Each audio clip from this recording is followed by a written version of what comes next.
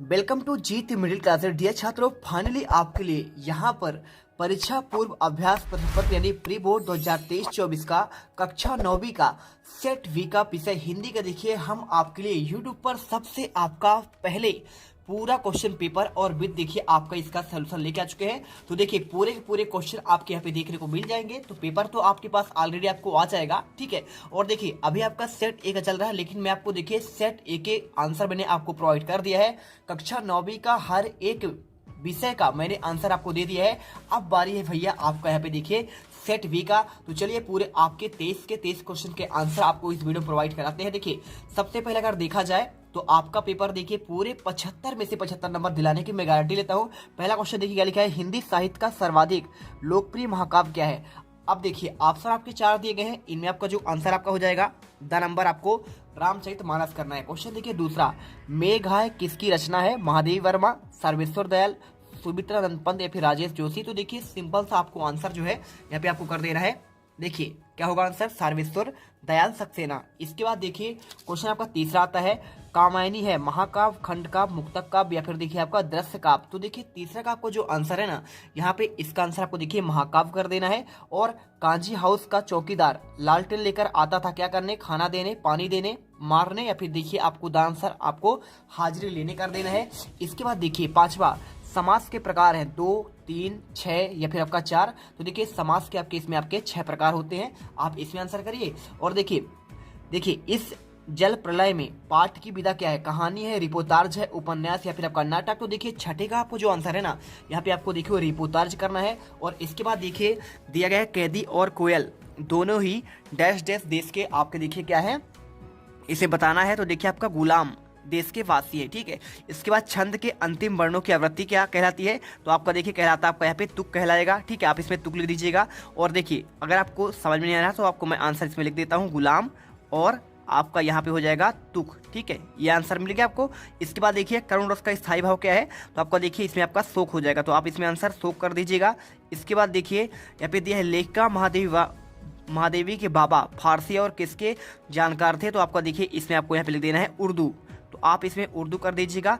इसके बाद देख लीजिए यहाँ पे दिया गया है अन्य भाषाओं के संपर्क के कारण हिंदी में आने वाले शब्द कहलाते हैं, तो आपको देखिए इसमें विदेशी लिखना है आंसर। और इसके बाद देखिए यहाँ पे क्वेश्चन दिया गया है रीढ़ की हड्डी किस विधा में लिखी गई है, तो आपका ये हो जाएगा एकांकी, ठीक है। सिंपल सा आंसर आपको करना है। और अगर वीडियो अच्छी लगी हो, हमारी मेहनत आपको लग रहा है कि सर ने सबसे पहले आंसर दिया है और मेहनत किया है, तो दिल से वीडियो हमारे चैनल को सब्सक्राइब कीजिए। तो चलिए फटाफट हमारे चैनल को दिल से सब्सक्राइब करिए, क्योंकि आप भैया यहाँ पे प्री बोर्ड के पेपर में टॉपर्स बनने वाले हैं। चलते हैं आपके देखिए आगे क्वेश्चन देखिए आपको यहाँ पे मिल जाएंगे। यहाँ पे देखिए आपको सत्य असत्य वाले क्वेश्चन। अब देखिए क्वेश्चन में क्या दिया गया है, देखिए लिखा है यहाँ पे सत्य असत्य लिखना है। सुमित्रानंद पंत क्या आपके प्रकृति प्रेमी है, तो देखिए बिल्कुल आपका इसमें आंसर आपको सत्य लिख देना है, ठीक है। आपको सत्य लिख दीजिए इसमें। इसके बाद देखिए खंड काव्य की कथा वस्तु क्या आपकी विस्तृत होती है, तो अगर मैं इसके आंसर की बात करूं तो देखिए बिल्कुल आपका यहाँ पे जो है खंड काव्य का आपका सीमित होता है भैया।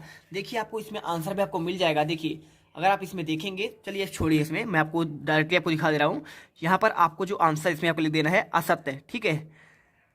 इसके बाद देख लीजिए यहाँ पर आपको असत्य लिखना है। और डांडे तिब्बत की सबसे खतरे की जगह है, आपका ये सत्य हो जाएगा बिल्कुल।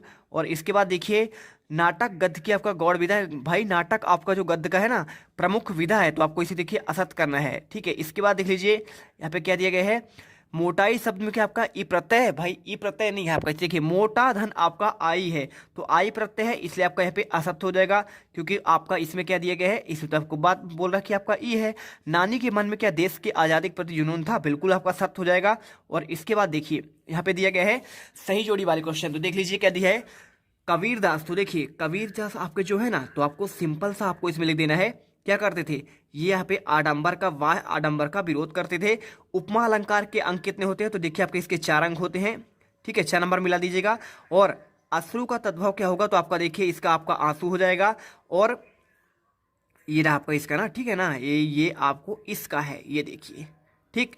हरिशंकर परसाई क्या देखिए, तो आपका इनका देखिए हरिशंकर परसाई का आपका जो हो जाएगा, ये आपका हो जाएगा अंगा नंबर प्रेमचंद के फटे जूते इन्होंने लिखा था। और नैतिक का विलोम क्या हो जाएगा, देखिए आपका अनैतिक होगा, तो इसको मिला दीजिएगा देखिए आपको यहाँ पे इसमें। और विभीषिका का क्या हो जाएगा, देखिए आपका हो जाएगा आपका यहाँ पे, आप इसको मिला दीजिए भयंकरता में। ठीक है, तो ये रहा आपका देखिए आपका सही जोड़ी। और इसके बाद आपको जो है यहाँ पर देखिए आपका क्वेश्चन 5वां दिया है, निम्नलिखित प्रश्नों के उत्तर आपको एक वाक्य में लिखना है। रसखान किसके आपके अनन्य भक्त थे। तो अगर मैं इसके आंसर की बात करूं तो देखिए आपके जो रसखान है ना, श्री कृष्ण के, किसके, श्री कृष्ण के आपके अनन्य भक्त थे। तो आप इसमें आंसर देखिए श्री कृष्ण करिए। और इसके बाद जहां काव्य का आधार शब्द होते हैं, कौन सा अलंकार होता है, तो आपका इसमें देखिए आपको यहाँ पे हो जाएगा शब्दालंकार। यहाँ पे आप शब्द अलंकार कर लीजिएगा। इसके बाद देखिए यहाँ पे क्वेश्चन क्या दिया है, सलीम अली को किस नाम से जाना जाता है, तो बर्ड मैन ऑफ इंडिया। ठीक है, वर्ड मैन ऑफ इंडिया, ये आपको आंसर लिखना है। बिल्कुल देखिए आपको सिंपल तरीके से इसी प्रकार आंसर लिखेंगे तभी आप टॉपर बनेंगे। इसके बाद देखिए यहाँ पे आपको दिया गया है, किसी कार्य का करने और होने का बोध कराने वाले शब्द क्या होते हैं, तो आपको ये होते हैं क्रिया। ठीक है, तो आपको क्रिया लिखना है। इसके बाद देखिए इस जल में प्रलय पाठ में सन 1967 की बाढ़ में किस नदी का पानी राजेंद्र नगर में घुस गया था, तो देखिए आपको आंसर करना है पुनपुन नदी। ठीक है, पुन और आपको लिख देना है नदी। ठीक है, ये रहा आपका आंसर। और इसके बाद देखिए यहाँ पे क्या दिया गया है, आपको मैं अच्छे तरीके से आपको बता रहा हूँ। देखिए अगला देखिए क्या दिया गया है, यहाँ पे मेरे संग की औरतें पाठ में लेखा कितने भाई बहन हैं। तो देखिए आपको अगर मैं इसके आंसर की बात करूँ तो इनमें देखिए आपके 5 आपके क्या थे, 5 तो आपके भाई साहब आपके ये थे, बहन थे। ठीक है, तो 5 बहन हैं और एक क्या है आपका, एक भाई है। तो आपको इससे लिखना है एक भाई। तो देखिए आपका टोटल अगर बात करें तो 6 लोग थे। और इसके बाद देखिए यहाँ पे भाई बहन की पूछ रहा है, तो आप जितना पूछे आपको उतना आप आंसर दीजिए। इसके बाद देखिए भक्ति काल को स्वर्ण युग क्यों कहा गया है, तो चलिए आपको आंसर देते हैं। देखिए ये रहा आपका जो है भक्ति काल को स्वर्णयुग क्यों कहा जाता है, तो इसका आंसर देखिए बहुत ही बेहतरीन तरीके से मैं आपको जो है यहाँ पर दे रहा हूँ। देखिए ये रहा आपके इन क्वेश्चन के आंसर। देखिए अगर आपने इनका आंसर एक बार नहीं देखा है ना, तो आप एक बार इसमें देखिए अच्छे से देख सकते हैं। ये देखिए सभी के आंसर मैंने आपको जो है यहाँ पर आपको लगा दिए हैं, तो आप इन्हें अच्छे तरीके से देख सकते हैं। देख लीजिए पूरे आंसर आपको दिए गए हैं, कोई दिक्कत नहीं। हम आपको पहले इसका आंसर दिखाते हैं। देखिए आपको उत्तर मिल गया, भक्तिकालीन साहित्य अपने पूर्ववर्ती परवर्ती काल के साहित्य के निसंदेह उत्तम है। आधुनिक काल का व्यापक और वैविध्य पूर्ण साहित्य अनुभूति की गहनता भाव प्रवाह की दृष्टि से भक्तिकालीन साहित्य के समकक्ष नहीं है। और इसी विशेषता को देखते हुए विद्वानों ने भक्ति काल को देखिए हिंदी का साहित्य का स्वर्णयुग कहा गया है। ये आंसर हो जाएगा। इसके बाद देखिए 6 नंबर अथवा का देखिए छायावाद के आपको कोई 2 विशेषता आपको लिखना है, तो देखिए इसका भी आंसर है, कोई दिक्कत नहीं है। देखिए आपको ये रहा इसका आंसर आपका, देखिए क्वेश्चन 6 का आंसर। तो आपका देखिए आपको इसमें लिखना है छायावाद की आपका विशेषता पहला व्यक्तिवाद की प्रधानता, आप इसे लिख दीजिए। और इसके बाद आप लिख दीजिए प्रकृति का मानवीकरण। देखिए आपको यहाँ पे दोनों विशेषता आपको मिल गए। अब इसके बाद क्वेश्चन देखिए आपका आता है 7वां, सर्वेश्वर दयाल या फिर आपका सुमित्रानंद पंत के भाव सौंदर्य की कोई आपको 2 विशेषता बतानी है। सिंपल सा आंसर है। देखिए आपको यहाँ पे सुमित्रानंदन पंत का आपको यहाँ पे 2 आपका विशेषता आपको मैं बता दे रहा हूँ। क्वेश्चन देखिए आपका ये रहा 7वां का, तो 7वीं का आंसर आप लिख दीजिए। देखिए आपको यहाँ पे ये मिल जाएगा ध्वन्यात्मकता। देखिए 2 ही पूछा गया है, तो पहला आपका देखिए ध्वन्यात्मकता और दूसरा आपका लाक्षणिकता। और इसके अलावा भी आप चाहे तो आप ये पूरा आंसर लिख देंगे, पूरे नंबर आपको इसमें मिल जाएंगे। ठीक है, तो आप इनको कर दीजिए, 2 नंबर आपको मिल जाएंगे। इसके बाद देखिए इनमें देखिए आपको एक ही करना था, तो आपको मैंने सुमित्रानंद पंत को बता दिया। इसके बाद क्वेश्चन देखिए 8वां, मानसरोवर से कवि कबीरदास का क्या आशय है। तो 8वें का आंसर देखिए आपको यहाँ पे ये मिल जाएगा। देखिए इसमें आप आंसर कर दीजिए, मानसरोवर से कवि का आशय है हृदय रूपी तालाब से है। ठीक है, किससे है, हृदय रूपी आपका तालाब से जो हमारे मन में स्थित है। क्वेश्चन देखिए आपका यहाँ पे आता है 8वां, लता ने बादल रूपी मेहमान को किस आपका तरह देखा। तो देखिए मैं आपको यहाँ पे अथवा सहित आपको दे रहा हूँ इसका आंसर। तो आपका ये रहा क्वेश्चन, देखिए 8 का अथवा का आंसर आपका यहाँ पे ये मिल जाएगा। देखिए इसमें आप आंसर कर लीजिए, लता ने बादल रूपी मेहमान का किवाड़ की ओर से देखा क्योंकि वह मेघ के देर से आने के कारण व्याकुल हो रही थी और तथा संकोच बस उसके सामने नहीं आ सकती थी। ये रहा क्वेश्चन आपका 8वें का आंसर। इसके बाद देखिए कोयल की कूक सुनकर कवि माखनलाल चतुर्वेदी की क्या प्रतिक्रिया थी। तो अगर मैं इसके आंसर की बात करूं तो देखिए आपका यहाँ पे आपका आंसर ये रहा। ठीक है, आप आंसर लिख दीजिए। देखिए आपको लिखना है इसमें, कोयल की कूक सुनकर कवि का ऐसा लगता है जैसे कोयल उसके लिए कोई संदेश लेकर आई है। संदेश शायद अति महत्वपूर्ण है, इसलिए कोयल ने सुबह होने का इंतजार नहीं किया। ये रहा आपका इसका आंसर। इसके बाद देखिए यहाँ पे आपको मिल जाएगा, देखिए आपको अथवा का तो मैं आपको दे नहीं रहा हूँ क्वेश्चन, देखिए आपको इन दोनों में से आपको एक का ही करना है, लेकिन मैं आपको दे रहा हूँ सुविधा के लिए, जिससे हमारे यहाँ पे जो प्यारे रसगुल्ले हैं ना, यहाँ पे हमारे फ्री फायर लवर हैं, बिल्कुल यहाँ पे गर्दा उड़ा कर आए। जो आपको अच्छा लगे कर लीजिएगा। देखिए क्वेश्चन आपको जो है 10 का आंसर, रस किसे कहते हैं, रस के अंगों के नाम या फिर छंद का आपका परिभाषा और उनके भेद लिखना है। देखिए रस किसे कहते हैं, मैं आपको इसका आंसर आपको दे रहा हूँ। तो देखिए आपको यहाँ पे आपका ये रहा, देखिए आपका रस के बारे में, तो आप इसमें लिख दीजिएगा। देखिए जब सहदय के हृदय में स्थायी भाव, विभाव, अनुभव और संचारी भाव का संयोग होता है तो वहां पे रस का आपका निष्पत्ति होता है। और आपको देखिए इसके अंग की बात करें तो आपका 4 अंग है, स्थायी भाव, विभाव, अनुभव, आपका संचारी भाव। इसके बाद देखिए क्वेश्चन आपका आता है, यहाँ पे आपका क्वेश्चन आपका 11वां, देखिए क्वेश्चन 11वां आपको क्या दिया गया है, यहाँ पे दिया है रूपक अलंकार की परिभाषा उदाहरण सहित आपको बताना है। तो चलिए आपको इसका आंसर देते हैं, फिर काव्य किसे कहते हैं। देखिए क्वेश्चन आपका जो है 11वें का आंसर आपको ये मिल जाएगा रूपक अलंकार के बारे में। तो जहां उपमेय में उपमान का भेद रहित आरोप प्रकट किया जाए वहां रूपक अलंकार होता है। और आपको देखिए ये उदाहरण आपको लिख देना है, ठीक है। चलिए इसके बाद देखिए आपका क्वेश्चन आता है 12वां, कहानी विधा का आपको संक्षिप्त परिचय देना है या फिर आपका एकांकी विधा का। तो देखिए आपको यहाँ पे आंसर आपको मिल जाएगा कहानी विधा का। तो इसका आंसर देखिए आप ये रहा, इसका आंसर आप अच्छे से स्क्रीनशॉट कर लीजिए, फिर वीडियो रोककर आप इसे आंसर लिख लीजिए, ठीक है। चलिए पूरा आंसर आपको ये करना है। इसके बाद देखिए क्वेश्चन आपका आता है 13वां, राहुल सक्रातैन या फिर आपका देखिए हरिशंकर परसाई का भाषा शैली और आपका 2 विशेषता बतानी है। तो देखिए मैं आपको यहाँ पे हरिशंकर परसाई का आपको मैं बता दे रहा हूँ आंसर। आपको देखिए आपका ये रहा कहानी संग्रह। देखिए आपका इनका रचनाएं की अगर बात करें तो देखिए आपका हंसते रहो और आपका देखिए उपन्यास हो जाएंगे। लेकिन इसमें पूछा गया आपका देखिए भाषागत विशेषता। तो देखिए आपको यहाँ पे भाषागत विशेषता, यहाँ पर आप कुछ मत करिएगा, 2 लाइन लिखिएगा। यहाँ पे ये लिख दीजिए कि देखिए इनकी रचनाओं में बोलचाल के शब्दों, तत्सम और आपका विदेशी शब्दों का प्रयोग हुआ है। पहला आपका लाइन ये हो जाएगा।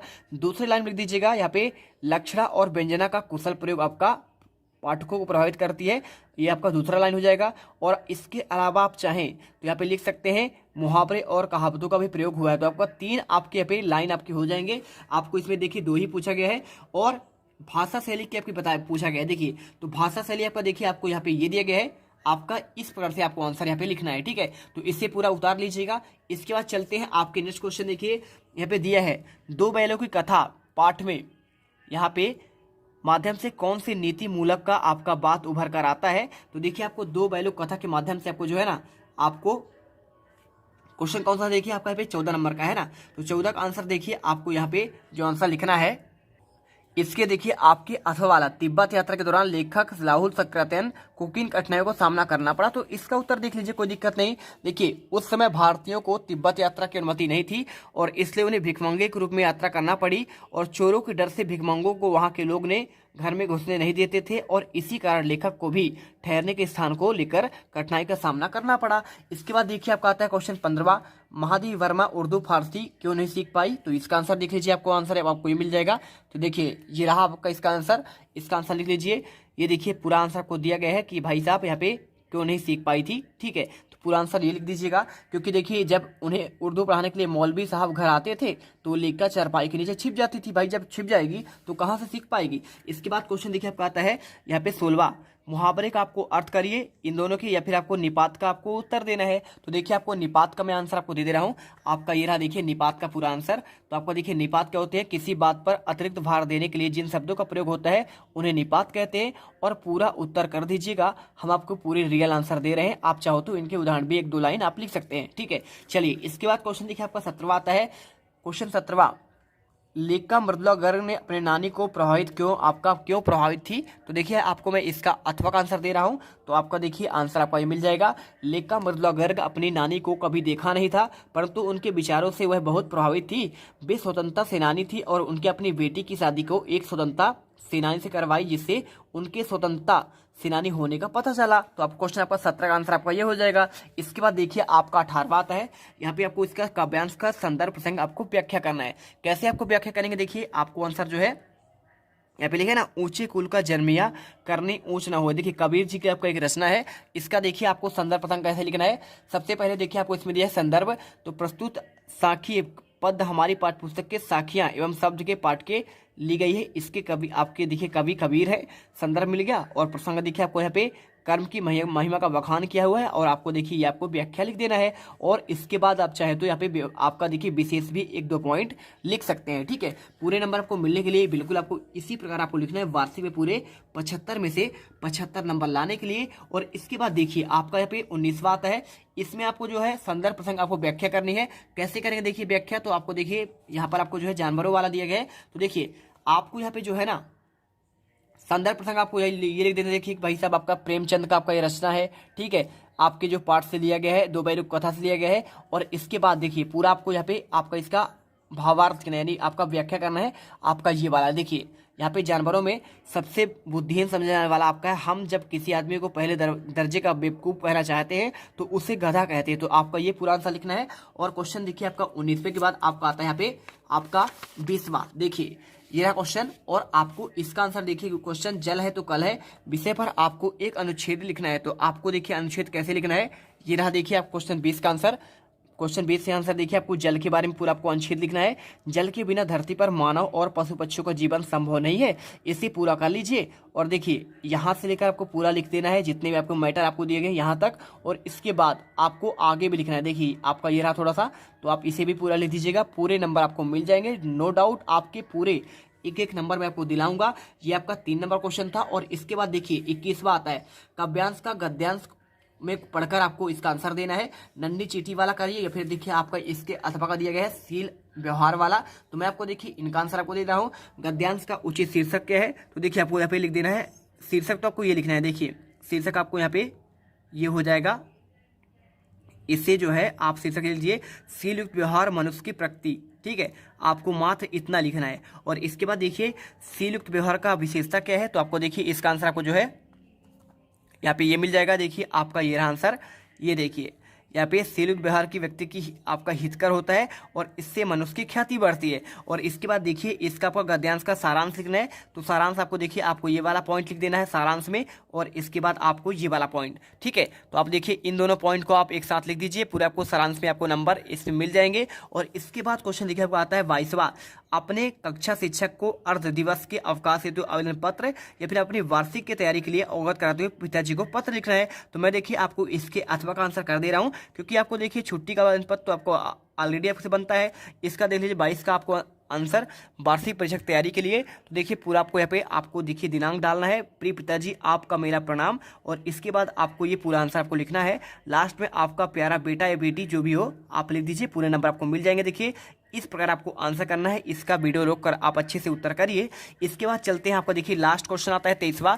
यहाँ पे दिया गया है देखिए एक विषय पर आपको यहाँ पे निबंध लिखना है, वृक्ष हमारे परम मित्र, या फिर आपको देखिए इनका जीवन में खेलों का महत्व करिए, या फिर पर्यावरण प्रदूषण करिए, मेरी पुस्तक करिए, आदर्श विद्यार्थी गुण करिए। तो मैं देखिए यहाँ पे जीवन में आपको खेलों का महत्व का आंसर आपको दे रहा हूँ। ये रहा देखिए इसका आपका पूरा निबंध। तो आपको देखिए इस प्रकार आपको उत्तर लिखना है। सबसे पहले आपको एक परिचय लिख देना है, और परिचय देखिए आपको यहाँ पे या यहाँ तक लिखना है। और इसके बाद आपका आएगा इसका इतिहास। इतिहास देखिए बहुत ज़्यादा मत करिए, यहाँ तक कर दीजिएगा। और इसके बाद आपको इसे नहीं लिखना है, आप इसे करिए। देखिए शारीरिक समन्वय और ताकत, तो आपको देखिए यहाँ तक करना है आंसर। और इसके बाद आपको इधर नहीं करना, ठीक है, ये देखिए कर दीजिए चरित्र और स्वस्थ निर्माण का, ये आंसर कर लीजिए। और इसके बाद आपको लास्ट में निष्कर्ष लिख देना है आपका ये। ठीक है, पूरे नंबर 75 में से 75 नंबर आपको मिल जाएंगे, मैं इसकी गारंटी देता हूँ। तो देखिए आपको इस प्रकार से मैंने आपके पूरे क्वेश्चन के आंसर आपको प्रोवाइड करा दिया है। और आई होप अब यहाँ पे आप टॉपर बन जाएंगे। मिलते हैं नेक्स्ट वीडियो पर। यदि आपने कोई भी आप यहाँ पे वीडियो नहीं देखे, किसी विषय का सेट आपका ए का पूरे के आंसर आपके प्रोवाइड कर दिए गए हैं। जीत क्लासेस इंडिया आप जो है टेलीग्राम ज्वाइन कर लीजिए। यहाँ पे आपको 36-37 हज़ार आपको सब्सक्राइबर मिल जाएंगे टेलीग्राम पर। वहाँ पर आपका पूरा PDF आपको डाल दिया जाता है, जिससे आप आसानी से पूरे आंसर कर पाएँ। तो जल्दी से जाइए टेलीग्राम ज्वाइन करिए और आपका PDF भी डाउनलोड कर लीजिएगा। ठीक है, उसका फुल लिंक जो है डिस्क्रिप्शन में दिया गया है। मिलते हैं नेक्स्ट वीडियो पर। जय हिंद, जय भारत। हमारे चैनल को दिल से सब्सक्राइब जरूर करिएगा। ठीक है, अब तुम लोग गलती से अगर नए हो तो सब्सक्राइब करो, वो जो लाल वाला बटन है उस पर अपने जीजा जी फेंक के मारो या फूफा जी, मुझे नहीं पता, बस क्लिक हो जाना चाहिए। अब मैं भी जा रहा हूं, मुझे मुठिया पेलने जाना है। बाय।